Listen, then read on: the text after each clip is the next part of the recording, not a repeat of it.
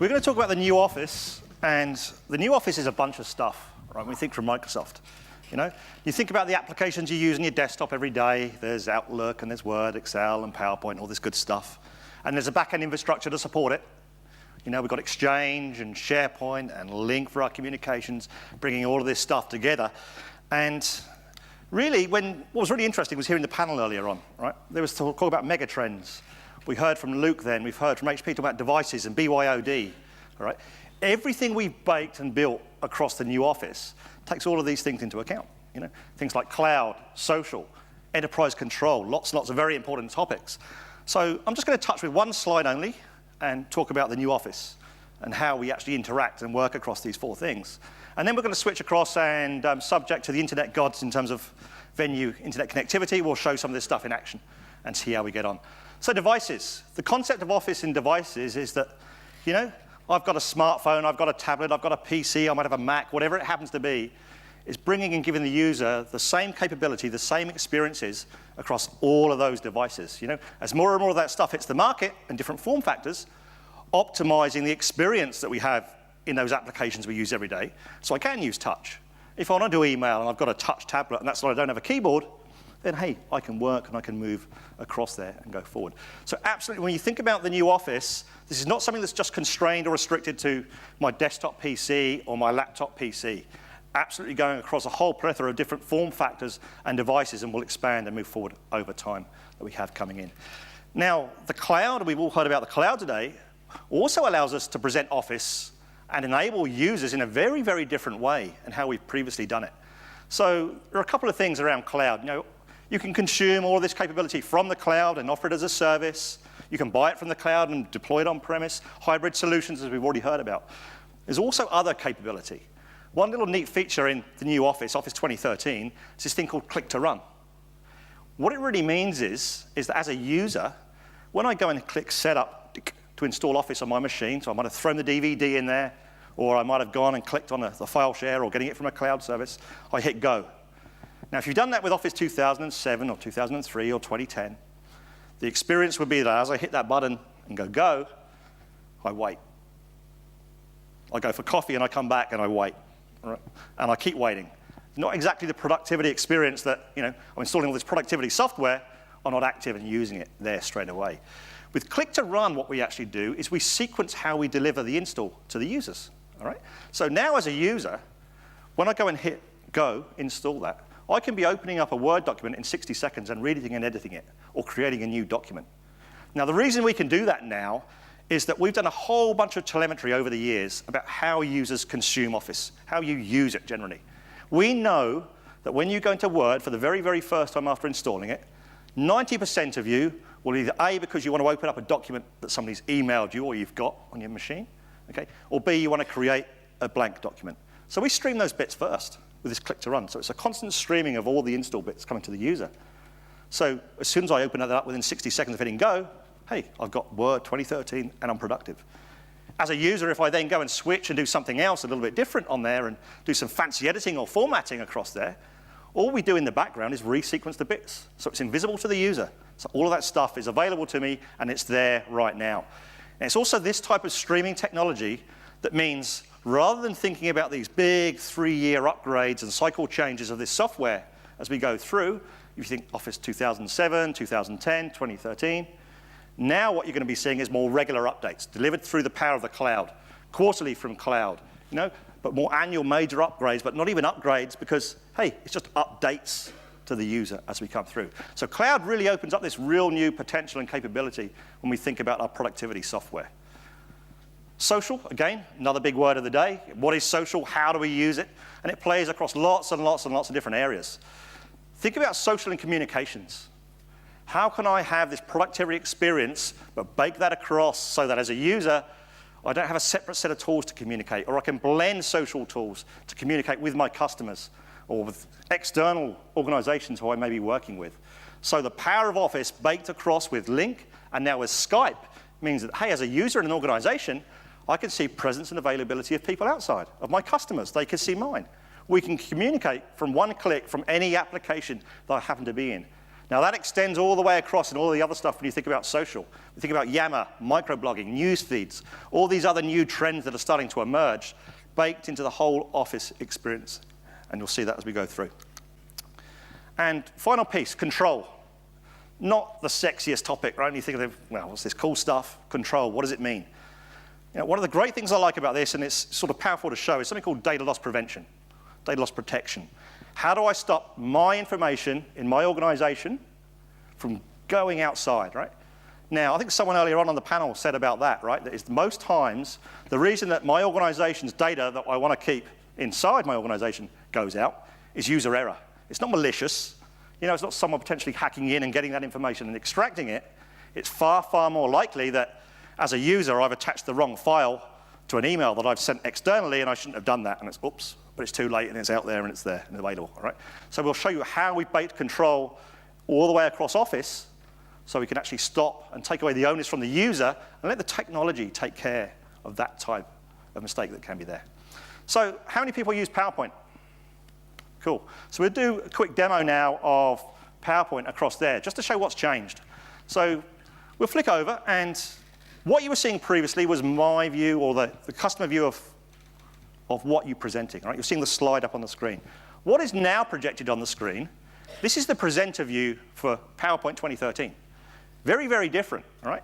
Now as a presenter, I can see the slide that I'm currently working on. I can see notes about the slide that are there. You know, I can put little annotations and all sorts across. And I can see the next slide, right? Really makes presentations so much more fluid, right? If I'm here and I'm talking about a slide, you know, say I'm giving you a 50-slide PowerPoint presentation, right? That's what everybody enjoy. I stand here. What happens a lot with presentations is I talk about this one slide, then I click next, then I pause and read it, and then I talk about that slide, right? You get a sort of disjointed presentation experience coming in there. Now, I know that the next slide is talking about a demonstration. So I could weave that into my message on this slide, and as I click and transition, very, very smooth and articulate, because I know that as a user. There's some other great features that if you present, just a couple of simple ones. So I have a laser pointer I can grab and show around the audience. Now they can just see the slide. What about when you do that big 60-slide presentation, and at the end of it you ask, any questions? And the person at the back puts their hand up and says, yeah, about 20 minutes ago you talked about this on this slide. Can you go back to it, all right? Now, what normally happens is the user goes escape, back, and you're seeing all what's on their desktop and all this sort of disjointed experience. Now I have a slide sorter view where I can click on, and as a presenter, I see all of the slides in my presentation, but as an audience, you're just seeing the main slide, right, that I'm on there. And I can go back, find the one we're talking about, click on it, and that will be switched to the user. Again, so it creates a really powerful presentation experience. Very, very simple, but very, very powerful when it's out there and comes through. So that's a couple of things around PowerPoint and the new PowerPoint. So I'm going to switch out of there and move across, and the application that everybody loves or loves to hate or hates to love, whatever way you want to think about it, email, right? How do we make people more productive in email and not slaves to email and stuff I'm just consuming and get distracted from what I'm really meant to be achieving in my role and what I do across there? So what we're looking at there is Outlook 2013. And I'm just consuming that from Office 365 in the cloud, all right? As a user, I don't care where it's coming from. It's just delivered to me, and it's coming there. Few little user things I just want to focus on around here. One little great one, inline reply. Simple. I can click on an email, and I can go on there, and I can reply, and I can type, and do all of that stuff in the same body of the application I'm working in. I'm not popping it out to a different window. I'm not moving it out there. And then at the end of the day, I suddenly realize I've got 60 windows of unsent email because I got distracted in other things. I've got to close, it goes down there. Now I can do all that stuff. So I can grab on there, I can go, hey, please send attached, and I can go and send it.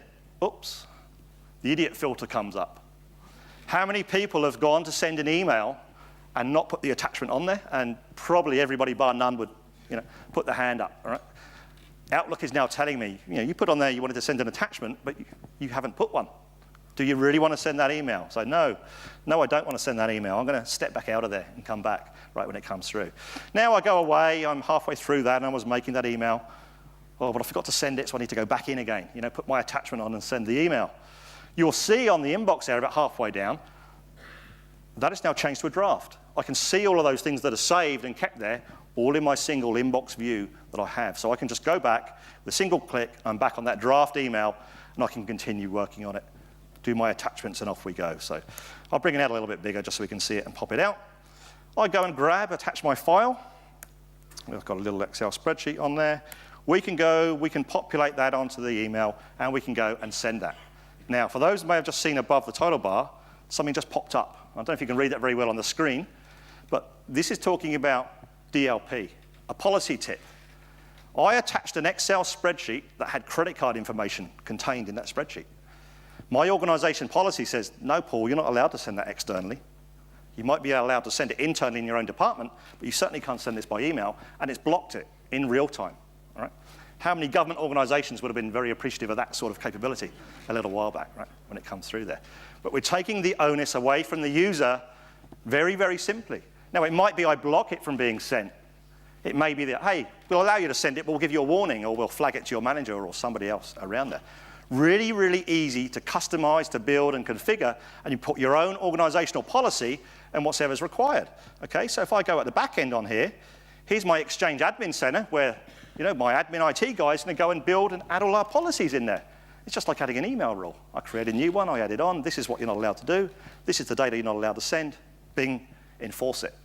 Right? Very, very easy to build all this stuff up. Don't think about it as very complex to do this stuff. Whether you're doing this stuff on yourselves, on premise, through a partner data center, through the public cloud, all of the capability here is available when it comes in. A couple of other things around here. I talked about embedding social and communications and bringing that whole experience together. Now, if I'm getting an email from somebody, I don't really necessarily want to go outside of that application. If I want to go and call them or instant message them or communicate with somebody about that stuff, it would be much more powerful if I could actually do that from wherever I happen to be. So we baked again a lot of that capability just here. So right the way across the Office stack, there's this concept of peaks. Okay? If I go down with my mouse and hover over calendar, so I'm not clicking in there, all right, I can see my calendar for the day. I don't have any meetings. I can click on tomorrow in my view, and I can see my meetings that are there available. So now I'm sort of becoming just more productive whilst I'm working there, viewing my calendar and going across.